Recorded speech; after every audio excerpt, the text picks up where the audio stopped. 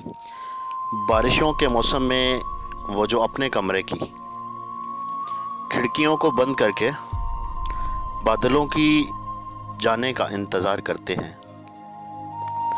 वो भी एक ज़माने में बारिशों की बूंद से खेलते रहे होंगे।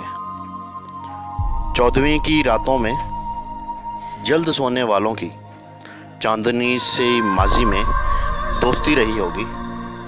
हुस्नो इश्क की बातें आज वास्ते जिनकी कुछ वक्त नहीं रखती, भूले बसरे लम्हों में टूटकर किसी को वो चाहते रहे होंगे।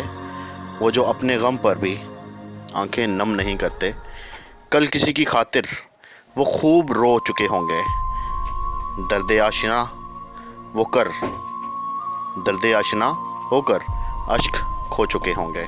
फराके यार की बारिश मलाल का मौसम हमारे शहर में उतरा कमाल का मौसम। मज़ा बारिश का जो पुराने घर में आता है, अभी तक याद आता है। अस्सलाम वालेकुम वरहमतुल्लाहि वबरकातुहू।